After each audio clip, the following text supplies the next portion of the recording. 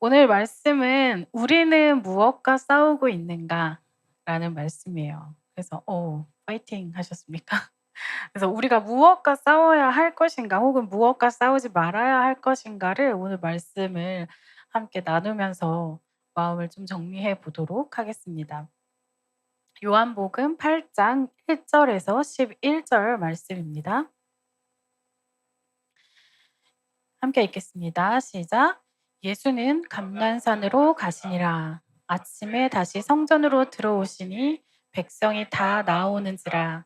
앉으사 그들을 가르치시더니 서기관들과 바리새인들이 음행 중에 잡힌 여자를 끌고 와서 가운데 세우고 예수께 말하되 선생이여 이 여자가 가늠하다 현장에서 잡혔나이다. 모세는 율법에 이러한 여자를 돌로 치라 명하였거니와 선생은 어떻게 말하겠나이까? 그들이 이렇게 말함은 고발할 조건을 얻고자 하여 예수를 시험하리로라. 예수께서 몸을 굽히사 손가락으로 땅에 쓰시니 그들이 묻기를 맞이 아니하는지라. 이에 일어나 이르시되 너희 중에 죄 없는 자가 먼저 돌로 치라 하시고 다시 몸을 굽혀 손가락으로 땅에 쓰시니 그들이 말씀을 듣고 양심의 가책을 느껴 어른으로 시작하여 젊은이까지 하나씩 하나씩 나가고 오직 예수와 그 가운데 섰는 여자만 남았더라.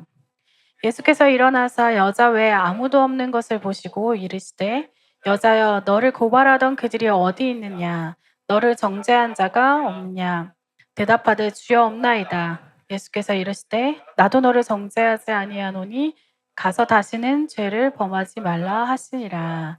아멘. 네, 우리는 무엇과 싸우고 있는가? 라는 제목으로 말씀을 나누려고 합니다. 네, 저희가 지난주, 지지난주 계속 느리게 오래 걸어가자, 느리게 오래 걸어가요라는 이 노래 가사를 가지고 이야기를 좀 나눴었습니다. 그래서 지난주에는 장애인 주일 예배로 드렸죠. 그래서 우리가 서로 좀 다른 모습이 있고 서로에게 불편한 모습이 있지만 우리가 그 다름을 인정하면서 또 함께 그 걸음을 해 나가자. 급하고 빨리 갈 것이 아니라 느리고 오래 함께 걸어가는 그런 사람들이 되자라는 이야기를 했습니다. 그래서 그때 이제 나왔던 어떤 키워드들 중에 어떤 다양성, 또 용납, 다름, 정죄 이런 키워드들이 있었던 것 같아요. 네, 이런 키워드들을 여러분들 들었을 때 어떤 마음이 드시나요? 이 다양성, 용납, 다름, 정죄 이런 이야기들 들었을 때 어 뭔가 포용해야 할 것 같은, 용납해야 될 것 같은 좀 그런 마음이 드시나요? 네. 그런 이야기를 저희가 나누긴 했습니다. 또 오늘은 그 이야기에서 좀 더 깊게 좀 들어가 보고 싶습니다. 우리가 어떻게 포용할 것인가? 우리가 어떻게 함께 걸어갈 것인가? 그 함께 한다라는 것이 어떤 의미인가? 이런 것들을 좀 더 이야기를 해 보고 싶습니다. 네. 요한복음에서 예수님께서 있는 곳 가운데에서 갑자기 이렇게 사람들이 나타났습니다. 네. 한 여자를 데리고 나타났습니다. 자, 이 여자가 어떤 여자였습니까? 네. 가늠하다가 잡힌 여인이라고 말하고 있습니다. 이 여자가 진짜 가늠한 여자일까요? 네. 맞아요. 예. "현장에서 잡혔다."라고 이야기하고 있습니다. 빼박이죠. 네, 빼박. 현장에서 잡힌 진짜 가늠하다 잡힌 여자를 바로 끌고 온 거예요. 자, 이 여자를 데려와서 뭐라고 얘기합니까?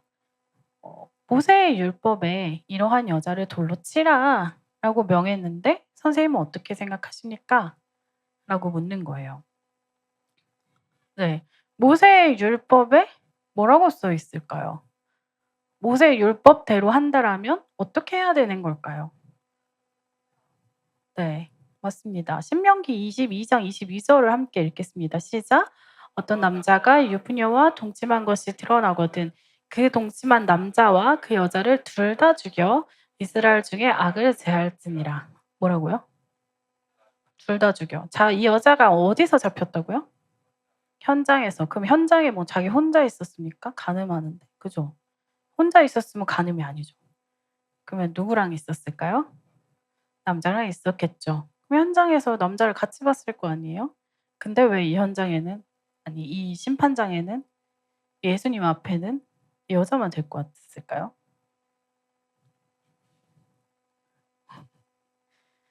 자, 이 다음에 이어서 이 사람들이 왜 이 여자를 데려왔는지에 대해서 설명하고 있습니다. 자, 6절 말씀 함께 읽어볼까요? 시작. 그들이 이렇게 말함은 고발할 조건을 얻고자 하여 예수를 시험함이로라. 네. 자, 이들이 이 여자를 데려온 이유는 예수님을 시험하기 위해서였습니다. 진짜로 이, 이 죄에 대한 의식 때문에 이 여자를 데려온 것이 아니라 예수님을 정죄하고 싶어서, 예수님을 고발하고 싶어서, 그 빌미를 잡기 위해서. 왜냐하면 유대법대로 하면, 율법대로 하면 어떻게 해요? 이 여자를 죽여야 됩니까? 살려야 됩니까? 죽여야 되죠. 돌로 쳐서 죽여야 합니다. 그런데 당시에 이 유대가, 이스라엘이 누구의 지배를 받고 있었어요? 로마의 지배를 받고 있었습니다. 그래서 이 마음대로 돌로 쳐서 죽이는 이 심판이라는 것을 할 수 있었을까요? 없었을까요? 네, 없었습니다. 마음대로 이렇게 자기들이 재판을 해서 이렇게 사형을 하는 그런 걸 할 수 없어요. 돌로 치는 그런 거를 심판을 할 자격이 없어요. 그런데 그러니까 이 질문 자체가 굉장히 예수님을 난감하게 하는 질문인 거예요. 율법을 따르려면 이 여자를 죽여야 돼. 그런데 이 여자를 죽이면 로마법을 무시하게 되는 거죠. 그래서 계속 이 예수님에게 이 사람들이 자꾸 그 세금 얘기 묻는 것도 그렇고 난감하게 만들어서 어쨌든 이 심판을 받게 만들려고 하는 그런 빌미를 마련하려고 하는 거죠. 그래서 사실 이들에게 이 남자까지 데려오냐 마냐는 별로 관심사가 아닌 거예요.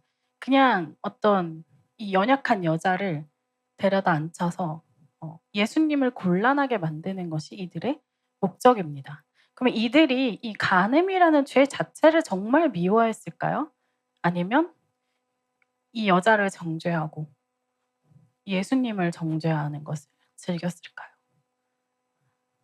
과연 이들에게 어떤 열심이 있었을까요? 이들이 정말 이 간음이라는 죄에 대해서 너무 그 간음이란 죄 자체에 너무 화가 나서 이 거룩함에 대한 너무나 사모하는 마음으로 이런 여자는 우리에게 있을 수 없습니다. 이런 마음으로 이 여자를 데려왔다면 그 남자도 당연히 같이 데리고 왔었어야죠. 근데 그 남자는 쏠랑 빼먹고 여자만 데리고 와서 예수님을 모함하는 도구로 사용하는 거. 그리고 이 연약한 여자만 죽음의 위험 가운데 놓는 것. 이게 이들의 본심인 거죠. 장면 안에서 그 본심이 드러나는 것입니다. 그래서 우리는 누군가에게 이 손가락질을 할 때 우리의 본심이 어디 있는지 봐야 돼요. 내가 정말 이 죄를 미워함으로 인해서 이 죄에 대해서 이야기하는 것인가? 이 죄에 대해서 지적하는 것인가? 아니면 누군가를 정죄하는 것, 누군가를 끌어내리는 것, 누군가를 공동체에서 잘라내는 것, 그것을 위해서 이 부분은 딱 걸렸어. 이 정도면 이 사람을 몰아낼 수 있겠어. 딱 걸렸어. 이 정도면 이 사람을 나보다 아래에 둘 수 있겠어. 내가 이 사람을 조정할 수 있을 것 같아. 라는 이런 도구로 사용하느냐. 그것에 대해서 우리는 살펴볼 필요가 있습니다. 자, 그래서 예수님을 시험하려고 이렇게 데려왔는데 그때 예수님은 어떻게 대답하십니까? 아주 유명한 말씀이죠. 이거는 교회를 안 다니시는 분들도 많이 아는 말씀이더라고요. 함께 읽어보겠습니다. 7절 말씀 시작. 그들이 묻기를 맞이 아니하는지라 이에 일어나 이르시되 너희 중에 죄 없는 자가 먼저 돌로 치라. 네, 죄 없는 자가 돌로 치라라고 하셨습니다.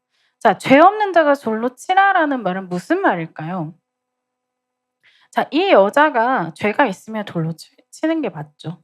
율법적으로 했을 때. 그러면 그렇게 너희가 율법을 지키는 자들이라면 그렇게 너희가 그 죄에 대해서 그 거룩함을 지키려고 '이 여자를 죽여야 되겠다.'라는 마음을 갖는 너희라면 그러면 너도 똑같이 그 율법 앞에 서라라는 겁니다.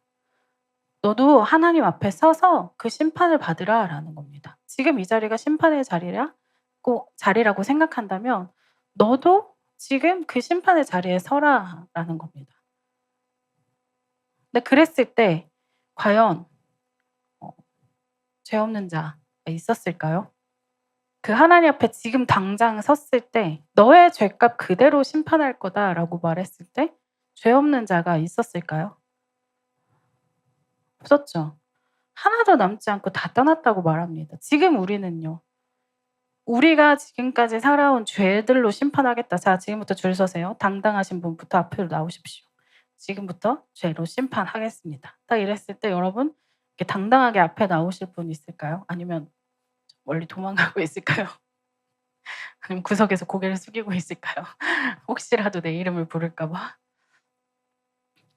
"죄 없는 자 이리 와 보세요."라고 했을 때 우리가 누가 당당할 수 있을까요? 그쵸? 우리 안에 그렇게 당당할 수 있는 사람이 없습니다. 어. 그래서 이때도 어떻게 됐냐. 9절 말씀 함께 보겠습니다. 시작. "그들이 이 말씀을 듣고 양심의 가책을 느껴 어른으로 시작하여 젊은이까지 하나씩 하나씩 나가고 오직 예수와 그 가운데 섰는 여자만 남았더라." 양심의 가책을 느꼈다고 합니다. 다행 중 다행이죠. 뻔뻔하게 나타나서 난 죄 없는데." 이러진 않았어요 다행히. 왜냐? 그들도 알았거든요. 하나님은 모든 것을 아시는 분이라는 걸 알고 있었거든요. 우리의 마음속까지 살피시는 분이라는 걸 알고 있었거든요. 그래서 우리의 마음속까지 살피시는 그분 앞에 정말 당당한 사람은 없었던 겁니다. 그래서 양심의 가책을 느꼈어요. 우리도 그렇죠. 우리도 이런 질문을 받았을 때 "자, 죄 없는 자들 앞에 나와 보세요." 라고 했을 때 그렇게 그쵸? 당당할 수가 없죠. 양심의 가책을 느끼죠. 어떤 목사님께서 이렇게 예화로 자주 드시는 이야기가 있는데 그 목사님이 이제 이렇게 청년들한테 이렇게 "자기의 죄를 종이에 써 봐라." 이렇게 시켰대요. 저희도 왜 그 사순절 때 그런 거 한번 했잖아요. 자기 죄를 적어서 이렇게 녹는 물에다가 이렇게 넣는 그런 걸 했잖아요. 그래서 그 교회도 이제 그런 걸 한 거예요. 이제 "죄를 써 봐라." 그럼 이제 보통 생각하는 게 뭐 '찢어 버리겠지. 태워 버리겠지. 물에 녹여 버리겠지.'라고 생각했는데 그걸 써 보라고 한 다음에 이제 한 형제한테 "읽어 보세요."라고 한 거예요. 자, 그랬을 때 여러분 지금 다 표정 어떤지 알아요? 어떡해. 왜 그런 반응이 나올까요? 자, 그래서 진짜 읽었는지 아닌지는 모르겠어. 근데 이제 그 목사님이 말하고 싶은 게 그거야. 그 이야기를 들었을 때 우리의 심정이 어떠냐는 거죠. 약간 덜컥. '어떻게 그거를 읽어 보라고 할 수 있지?' 근데 우리 거기 뭐 써 있는지 모르잖아요. 그죠? 뭐 써 있는지 모르지만 그래도 우리는 모두 알겠어. 뭔가 수치스러운 뭔가가 있을 거라는 걸. 그죠? 왜냐? 우리도 그렇게 죄를 써 보라고 "정말 솔직하게 써 보세요."라고 했을 때 이렇게 나오는 것들이 남들 앞에서 자랑스럽게 당당하게 읽을 수 있는 내용이 아니니까. 그래서 그런 것들에서 우리가 다들 허걱할 수밖에 없다라는 거예요. 우리의 죄 리스트를 만약에 이렇게 정말 공개적으로 다 읽는다라고 했을 때는. 그래서 이 예수님의 그다음 이야기가 우리에게 감동을 주는 거죠. 11절 말씀 함께 읽겠습니다. 시작. 대답하되 주여 없나이다. 예수께서 이르시되 나도 너를 정죄하지 아니하노니 가서 다시는 죄를 범하지 말라 하시니라. 나도 너를 정죄하지 않는다라고 이야기하는 거죠. 그래서 예수님께서 여기서 이 정죄하지 않고 자유함을 주시는 겁니다. 이 우리가 다 이 죄에 뜨끔뜨끔 해 가지고 '아이고 허걱허걱허걱 내 죄가 들키면 어떡하지?'라고 있을 때 이것에 자유함을 주시는 거죠. 근데 예수님이 우리를 정죄하지 않으실 근거가 어디에 있습니까?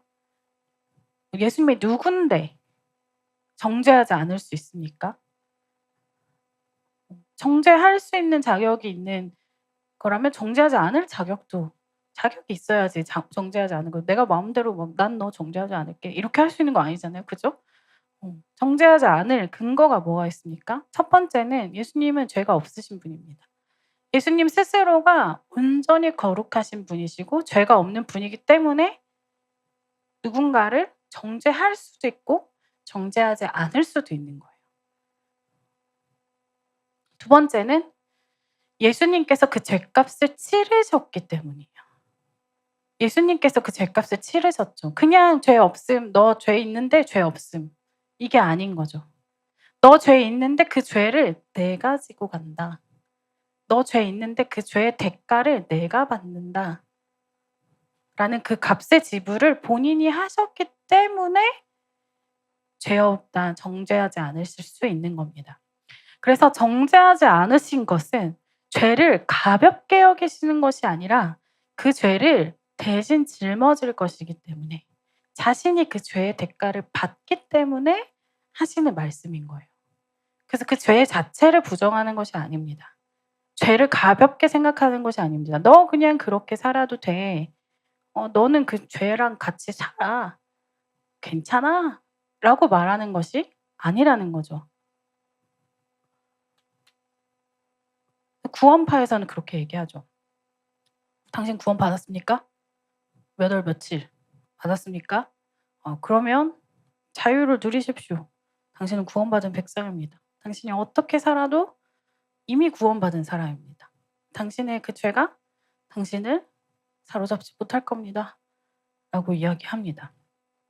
자, 그러면 그런 질문을 할 수 있죠. 이미 죄 사함을 받았으니 이제 죄는 더 이상 문제가 되지 않을까요? 우리가 읽은 말씀에 답이 있죠. 11절 말씀 우리가 아까 읽었는데 다시 한번 읽어 봅시다.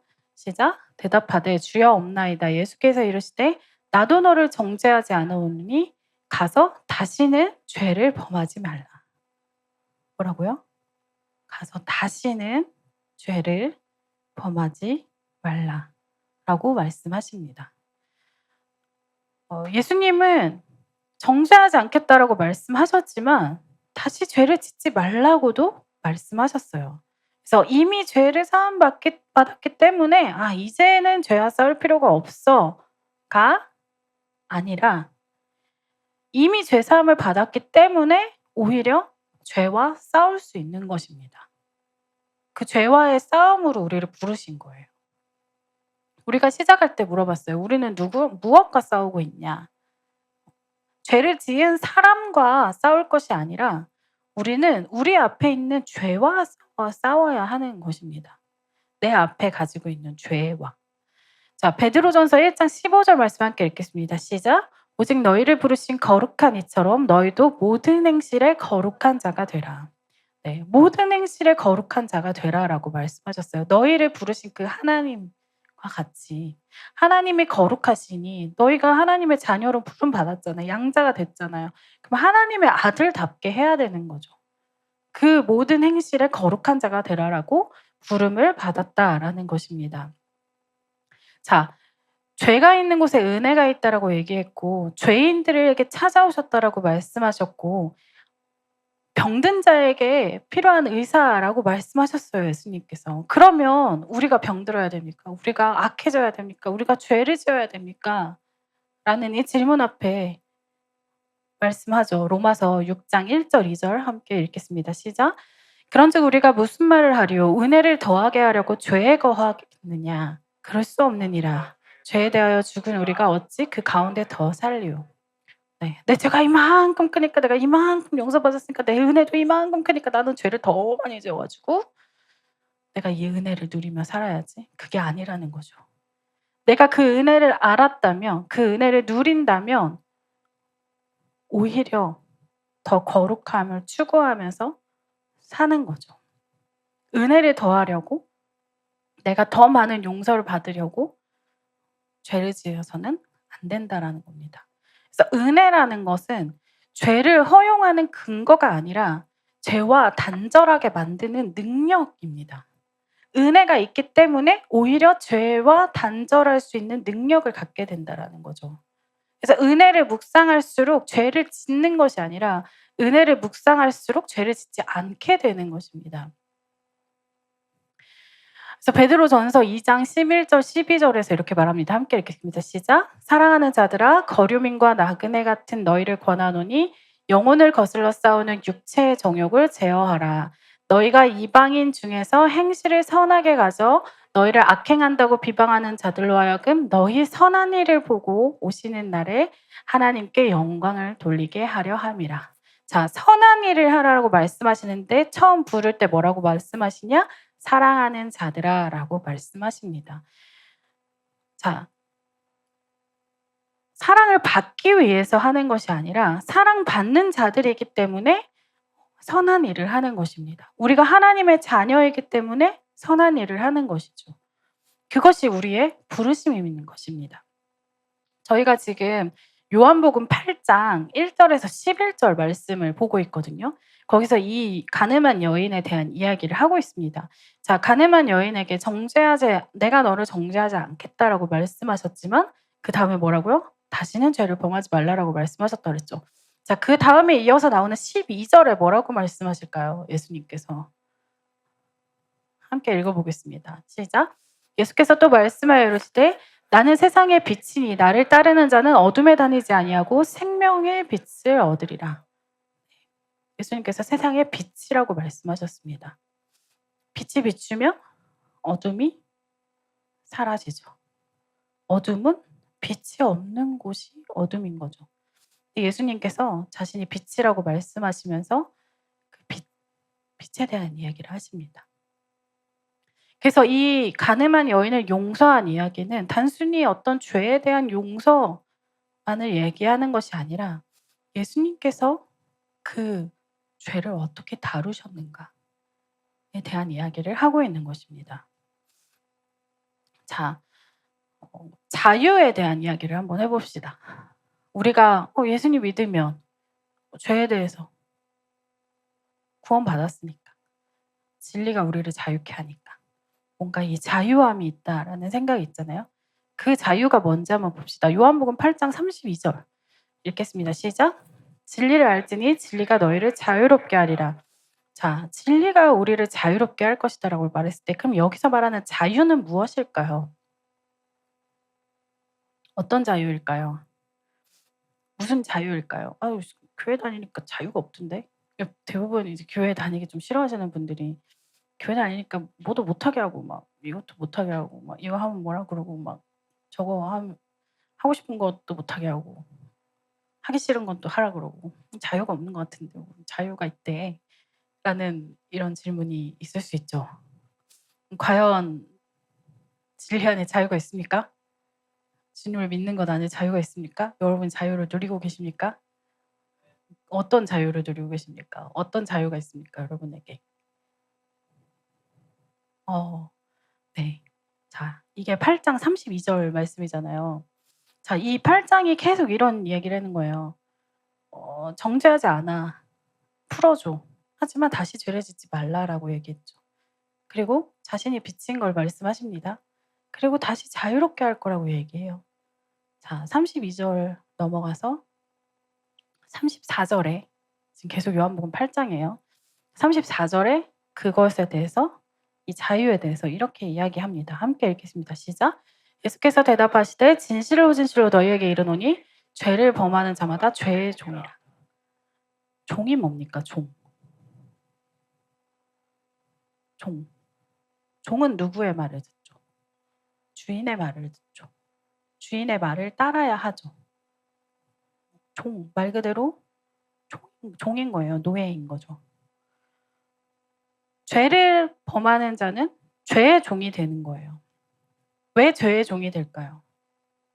그 죄를 짓지 않으면 안 될 것 같은 견딜 수 없는 고통이 있는 거죠.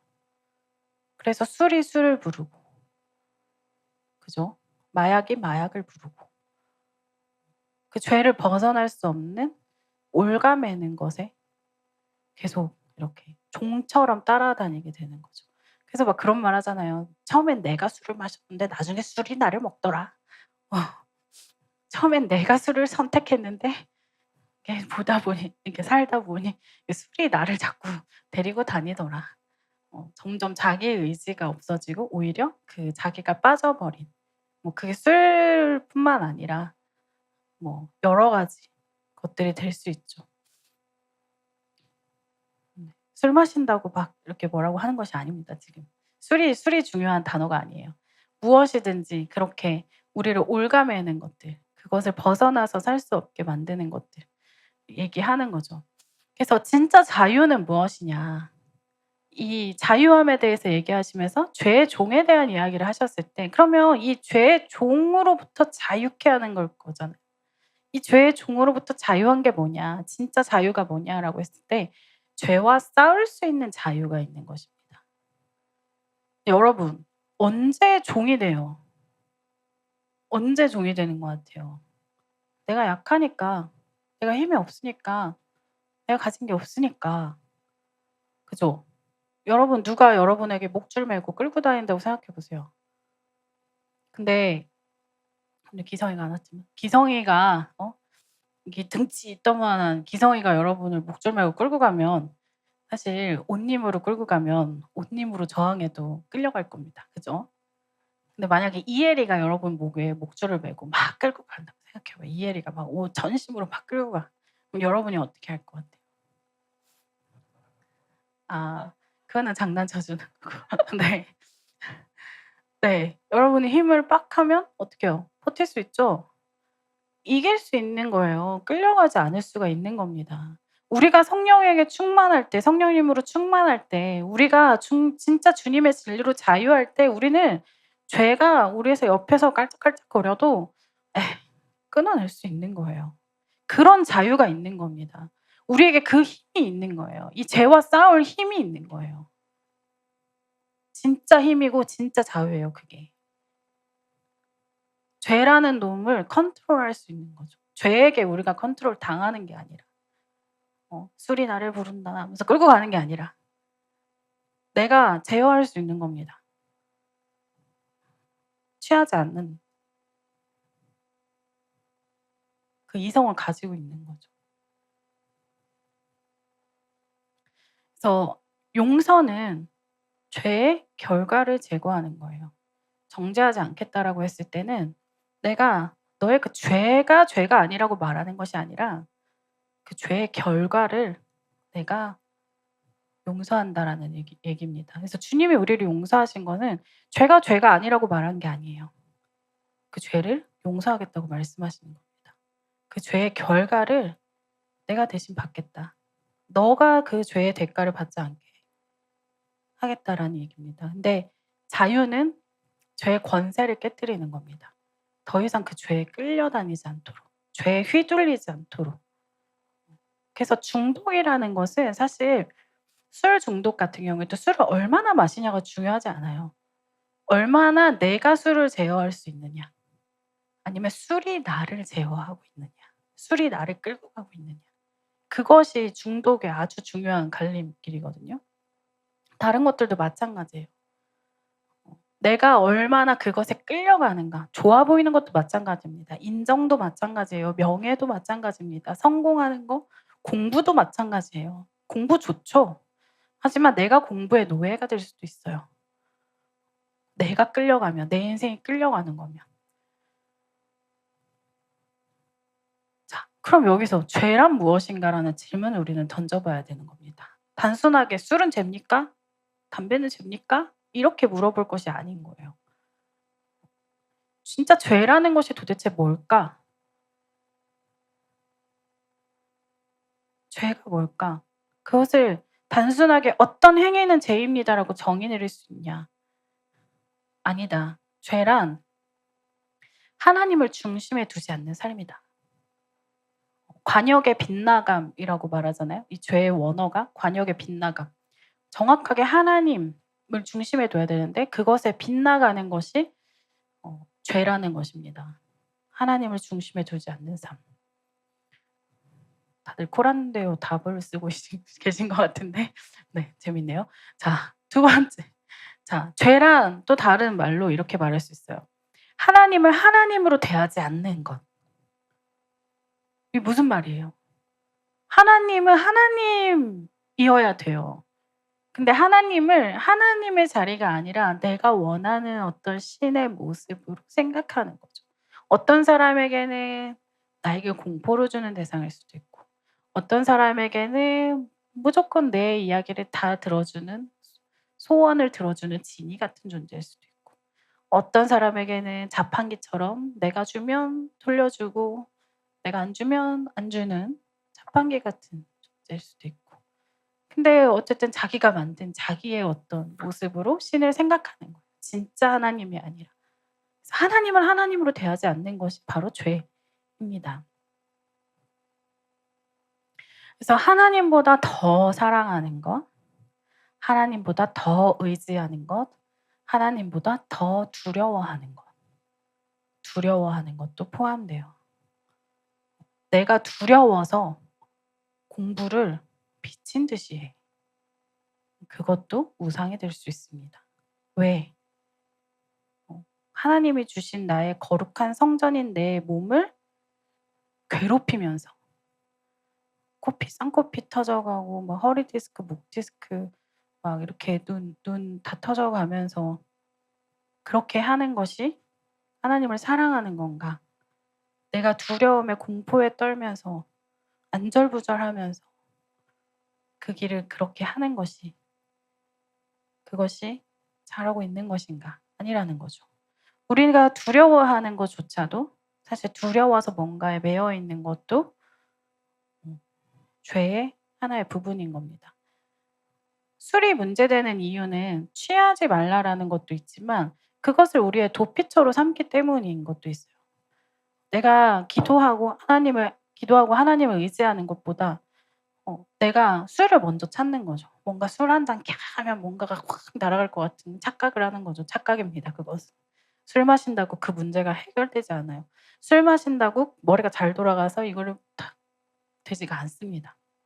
근데 그것을 그렇게 내가 뭔가 회피하려고 하고 의지하려고 하는 거죠. 예. 네. 하나님보다 또 정죄하지 마시라고 했잖아요. 네. 본인한테 적용하세요. 네. 남한테 적용하지 마시고. 네. 더 사랑하는 거. 근데 자꾸 누가 생각나네. 더 사랑해서 지금 어디 가 계신 분이 생각나는데. 네. 하나님보다 더 사랑하는 거. 네. 안 되겠죠. 네. 이것이 죄의 영역인 겁니다. 근데 이 남의 죄를 얘기하기 쉽죠. 남의 죄를 이렇게 얘기할 때는 막 "아이 그거 죄지." 할 수 있어요. 근데 이 자기한테 적용할 때는 사람들이 이렇게 잘 피해 갑니다. 뭐냐면 타인과 비교.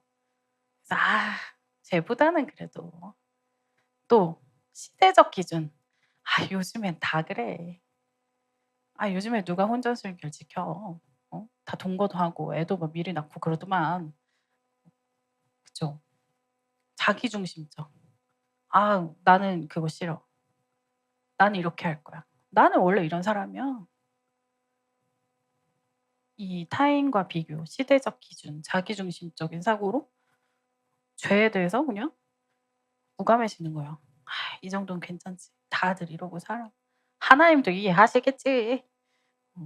이러면서 그냥 자기의 죄에 대해서는 쉽게 넘어가는 거죠.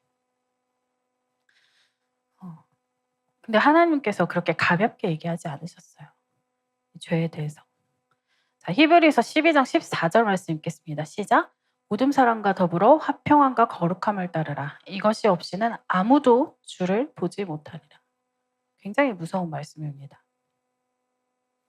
화평함과 거룩함, 이 두 가지가 없이는 아무도 주를 보지 못한다고 합니다. 그럼 이 화평함과 거룩함이 뭘까? 이 두 가지를 다 잡는 것은 서로를 정죄하지 않으면서도 죄를 가볍게 여기지는 않는 거예요. 서로를 정죄하지 않으면서 죄를 가볍게 여기지 않는 것을 우리가 어떻게 적용할 수 있습니까?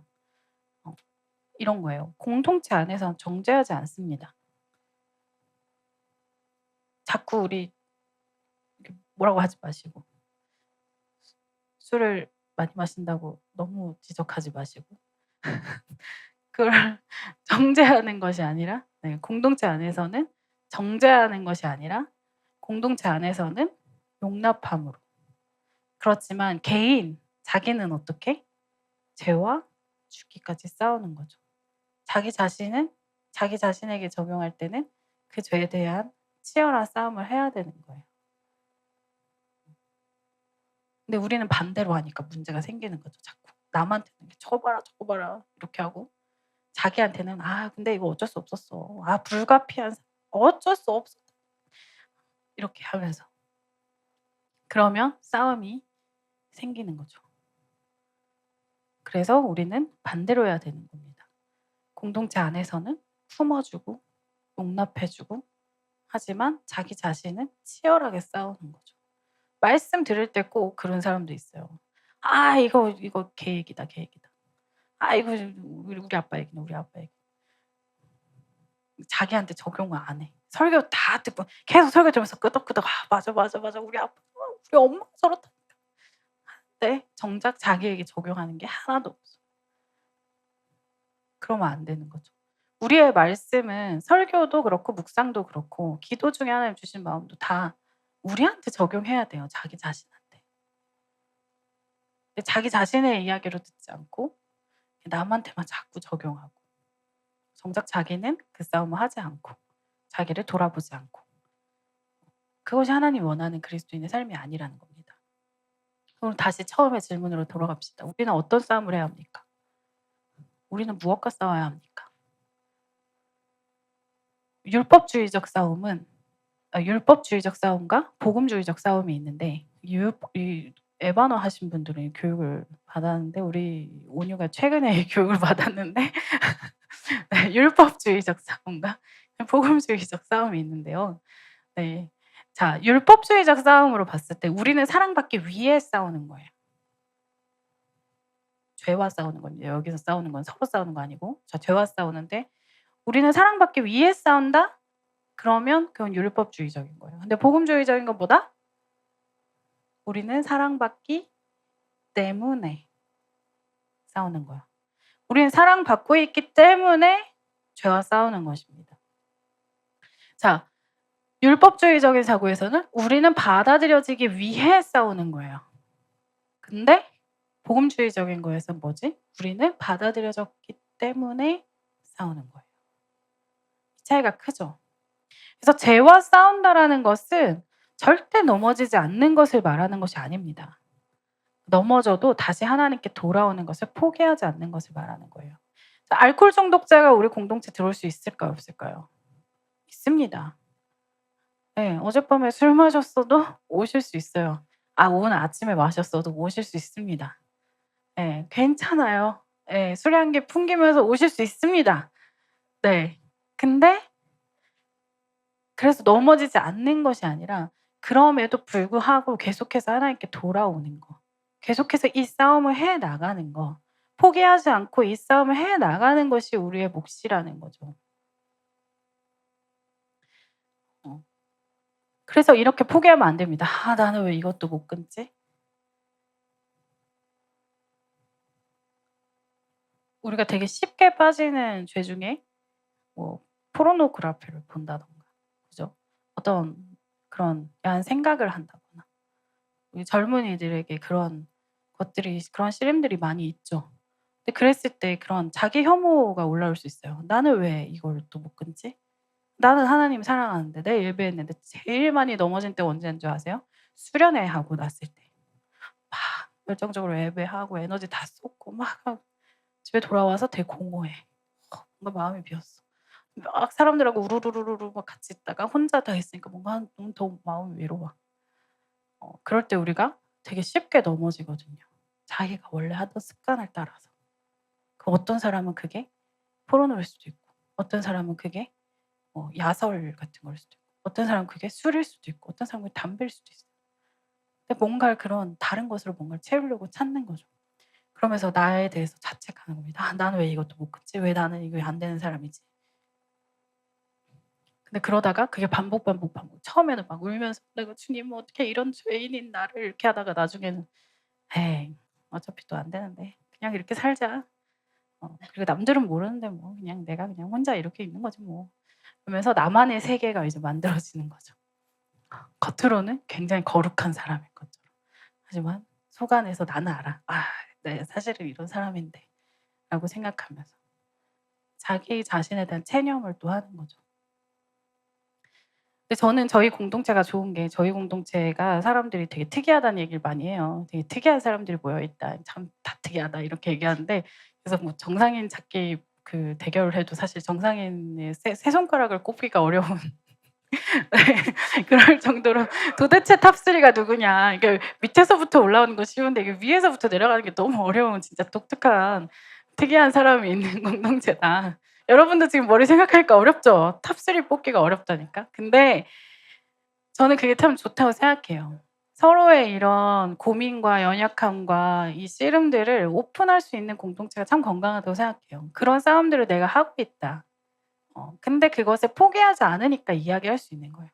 가식적으로 나는 거룩한 척, 나는 괜찮은 척, 나는 아무 싸움도 없는 척하고 있는 게 아니라 내 안에는 이런 고민이 있고 이런 씨름이 있고 이런 질문이 있어요. 라는 것에 대해서 오픈하면서도 그 싸움을 포기하지 않기 때문에 교회에 오는 거죠. 그 싸움을 포기하지 않기 때문에 우리가 함께 이야기를 나누는 거죠. 그죠? 그것을 오픈하고 함께 이야기하고 함께 기도하는 그런 공동체가 됐으면 좋겠습니다. 그리고 우리는 그런 공동체라고 생각해요. 그래서 너무 좋아요. 서로의 독특함을 안다는 것 자체가 감사해요. 사실 우리 원래 다 다른 사람들도 비슷해요. 다 특이하고 좀 이상하기도 하고 그런데 다들 이렇게 잘 숨기는 거지. 근데 우리가 이제 일 다 까고 보니까 '되게 특이하네.' 이러면서 한 명도 이제 '평범한 사람이 없네.' 뭐 이러면서 이제 있는 건데 자 그래서 우리가 절망하고 체념하는 것이 아니라 우리가 이 싸움을 이제 계속 해 나가는 것이 필요하다라는 거죠. 그래서 정죄받지 않지만 포기하지 않고 계속해서 일어나는 거. 다시 일어나는 거. 그것이 우리에게 필요한 자세입니다. 그래서 우리가 우리의 삶을 좀 점검해 봅시다. 우리는 무엇과 싸우고 있는가? 무엇과 싸우고 있는가? 내가 죄를 지은 사람과 싸우고 있는가? 아니면 죄와 싸우고 있는가? 나는 죄와 피 흘리기까지 싸우고 있는가? 마지막으로 말씀 한 구절 읽고 싶습니다. 히브리서 12장 1절에서 2절 말씀인데요. 함께 읽겠습니다. 시작. 이러므로 우리에게 구름같이 둘러싼 허다한 증인들이 있으니 모든 무거운 것과 얽매이기 쉬운 죄를 벗어버리고 인내로써 우리 앞에 당한 경주를 하며 믿음의 주요 또 온전하게 하시는 이 예수를 바라보자. 그는 그 앞에 있는 기쁨을 위하여 십자가를 참사 부끄러움을 개의치 아니하시더니 하나님 보좌의 우편에 앉으셨느니라. 우리가 어떻게 이 싸움을 이길 수 있습니까? 싸움을 해야 되는 건 알겠는데 우리가 어떻게 이 싸움을 이길 수 있습니까? 예수를 바라보는 것 그거 하나뿐입니다. 우리는 계속 믿음의 경주를 해나가고 있습니다. 우리의 삶이 믿음의 경주입니다. 결코 쉽지 않습니다. 계속해서 우리를 넘어뜨리는 것들이 있습니다. 근데 우리가 어떻게 이길 수 있습니까? 우리가 어떻게 죄를 끊어낼 수 있습니까? 끊임없이 예수를 바라보는 것입니다. 예수님께서 내 죄를 가볍게 여기지 않으셨습니다. 예수님께서 이 죄를 가볍게 가뿐하게 해치우신 것이 아닙니다. 그분께서 이 죄 때문에 십자가를 지셨습니다. 그분께서 그 고난의 길을 가셨습니다. 그분께서 죽으셨습니다. 그렇게 우리의 죄를 해결하신 분이세요. 그래서 우리가 죄와 씨름할 때마다 더 그 예수 그리스도를 바라보는 겁니다. 이 죄 때문에, 이것 때문에 예수님께서 그렇게 죽으셨구나. 그것을 다시 묵상하며 우리는 다시 일어나서 그 죄와 싸우는 거죠. 그 용서하심에 감사하면서 다시 일어나서 싸우는 겁니다. 그래서 함께 찬양하십시다. 찬양하시면서 예수님께서 우리에게 이루신 일이 무엇인가? 그것을 함께 묵상하면서 찬양하도록 하겠습니다.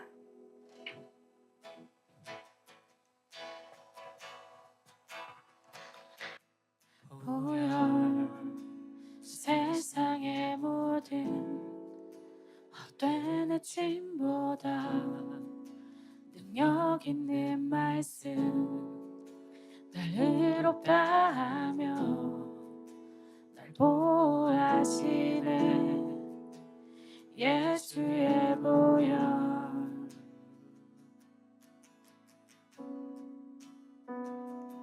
십자가 은혜의 증거 주 마음 알게 해 우리 길 되시네 담대히 나가네 세상 의지 않고 오직 주 보혈로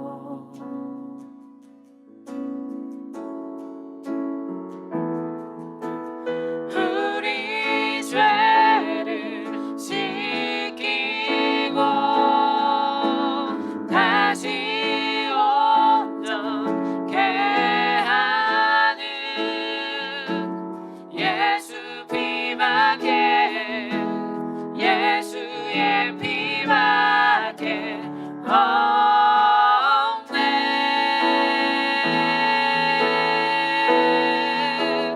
우리 정결케 하여 친구 되게 하시는 예수 피밖에 예수의 피밖에 없네 보혈 세상의 모든 헛된 의심보다 보혈 세상의 모든 헛된 의심보다 능력 있는 말씀 날 의롭다 하며 날 보호하시는 예수의 보혈 십자가 은혜수 십자가 은혜의 증거 주 마음 알게 해 우리 길 되시네 담대히 나가네 세상 의지 않고 오직 주 보혈로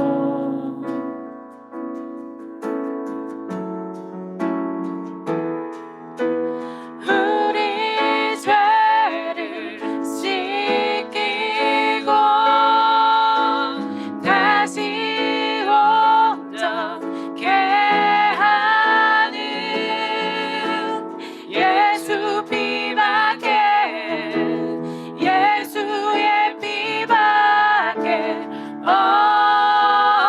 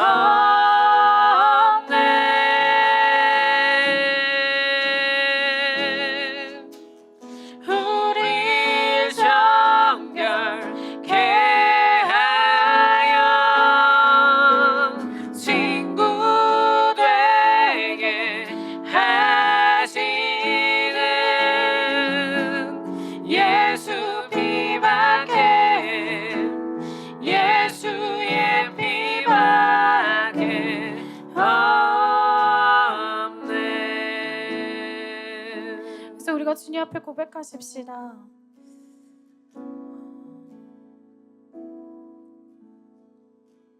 주님이 우리의 죄를 사하여 주셨습니다. 주님 우리에게 내가 너를 정죄하지 않는다.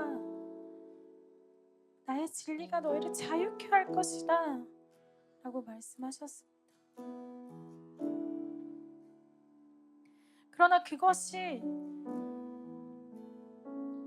그 죄를 가볍게 여기는 것은 아니었습니다. 그것이 우리에게 너는 이제 마음껏 죄를 지어라라고 말하는 것은 아닙니다. 그래서 우리가 우리의 죄를 가지고 주님 앞에 나아가십시다. 우리가 씨름하고 있는 그 죄의 영역을 가지고 주님 앞에 나아가십시다. 그것을 다 아시고 용서하시는 그 주님 앞에 가지고 나아가십시다. 그리고 함께 씨름하십시다. 주님이 주시는 그 힘을 가지고, 주님이 주신 그 은혜를 가지고, 사단이 정죄하는 그 정죄함에 묶여서 씨름하는 것이 아니라 주님이 주시는 그 믿음, 그 자유함을 가지고 우리가 주님 앞에 함께 씨름하십시다. 주님 내가 정말 주님 말씀하시는 대로 그런 거룩한 주의 자녀 되길 원합니다. 주님 그렇게 나아가고 싶습니다. 그래서 우리가 주님 앞에 그 마음을 가지고 함께 씨름하며 나아가십시다. 함께 기도하겠습니다. 하나님 우리가 죄인입니다. 아버지 우리를 거룩한 죄인으로 내가 죄인입니다. 주님 아버지 주님의 은혜로 인하여서 우리가 거룩하신 하나님 앞에 뵐 수 없지만 아버지 거룩한 그 하나님 앞에 설 자격 없지만 예수 그리스도의 그 의로우심을 아버지 우리가 덧입음을 통하여서 주님의 은혜 안에 거하고 그 주님의 임재 안에 거할 수 있는 자 되게 하셨습니다. 아버지 은혜를 아는 자 되게 해주시옵소서. 아버지 은혜를 아버지 다시 한번 기억하는 자 되게 주님 도와주시옵소서. 하나님 우리를 새롭게 하여 주시옵소서. 하나님 아버지 우리가 다시 한번 주님을 바라봅니다. 하나님 주님의 은혜로 하나님 우리를 덮어주시옵소서. 나아갈 수 있는 자 하나님 주님의 사랑으로 하나님 우리를 덮어주시옵소서. 아버지 내가 속에 있는 내가 하나님 다시 한번 힘을 내어 하나님 우리가 정말 주님의 나라를 위해서 하나님 그 거룩함을 추구하며 나아가는 하나님 그런 백성들을 섬겨 주시옵소서. 아버지 하나님 정말 아버지 그 거룩함 받은 자로서 주님 우리에게 계속 말씀하여 주시옵고 하나님 새롭게 해주시옵소서. 주님 거룩함에 자라가는 자 되게 해주시고 도와주시며 아버지 우리가 그 거룩함을 은혜로 받은 자로 우리의 죄를 씻기고 다시 온전케 하는 예수 피밖에 예수의 피밖에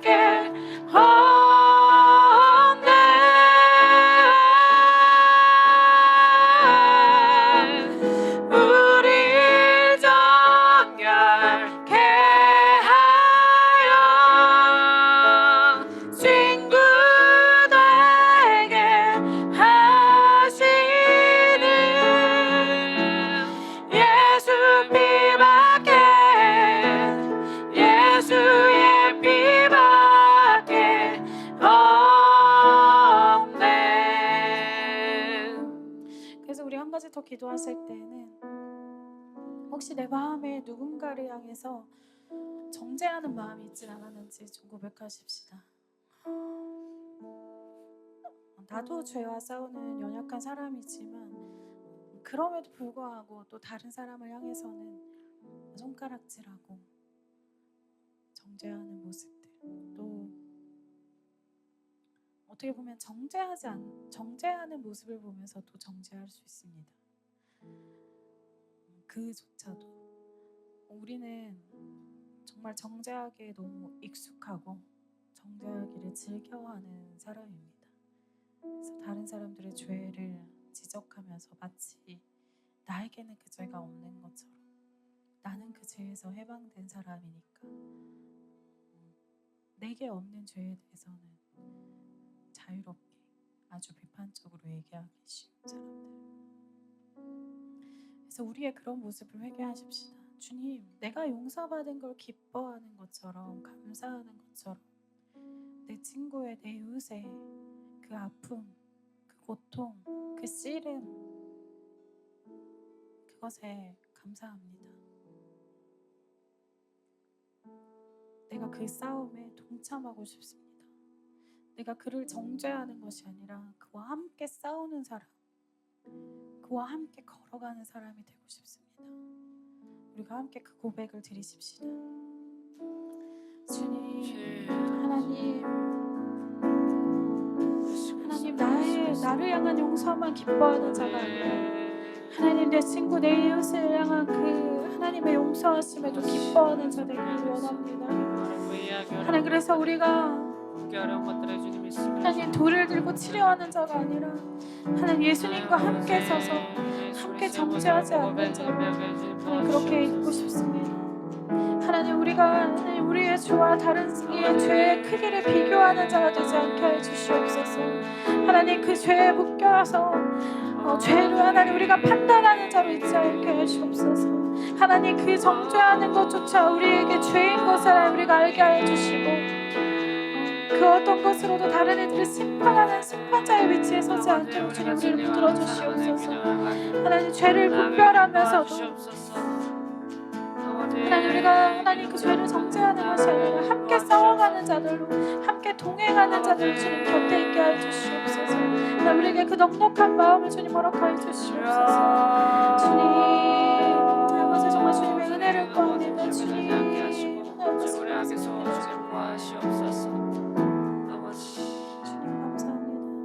하나님 아버지, 감사합니다. 우리에게 은혜 주심에 감사합니다. 하나님, 우리가 복음의 그 은혜와 능력을 잊지 않게 하여 주시고 하나님 그 용서하심을 나에게도 또 다른 이에게도 적용하며 기뻐하며 감사하며 살아가는 자 되게 하여 주시고 또 그 용서하심을 가볍게 여기지 않고 죄와 날마다 씨름하며 살아가는 그런 우리들 되게 하여 주시옵소서. 감사하며 예수님의 이름으로 기도했습니다. 아멘. 이 시간에 코람데오 시간 갖도록